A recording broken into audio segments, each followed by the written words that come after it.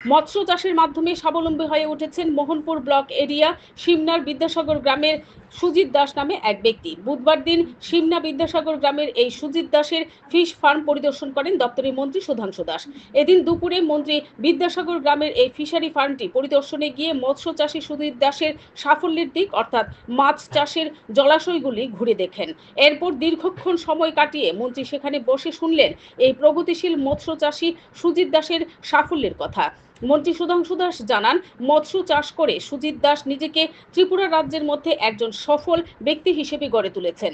তার এই সাফল্যে রাজ্য সরকারের পক্ষ থেকে আনন্দ প্রকাশ করে মন্ত্রী আরও বলেন, চাষবাস করে নিজেকে কিভাবে প্রতিষ্ঠিত করা যায় তার একমাত্র উজ্জ্বল দৃষ্টান্ত হচ্ছেন শিমনা বিদ্যাসাগর গ্রামের সুজিত দাস।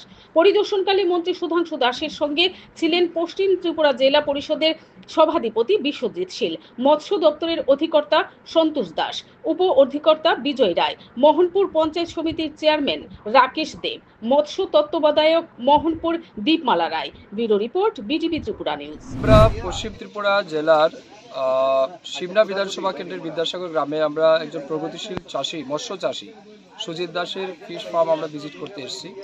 তো আমরা এই পরিদর্শনকালে ওনার মৎস্য চাষী উনি কীভাবে সফল হয়েছেন এই সমস্ত ইতিহাস জানলাম এবং ওনার ফার্মটা আমরা ভিজিট করেছি, ওনার বৃহদাকার জলাশয় দেখেছি এবং আমরা অত্যন্ত আনন্দিত উনি যেভাবে মৎস্য চাষের মাধ্যমে নিজেকে প্রতিষ্ঠিত করেছেন এবং একজন স্বাবলম্বী ব্যক্তি হিসাবে নিজেকে তুলে ধরেছেন, তার জন্য আমরা অত্যন্ত আনন্দিত।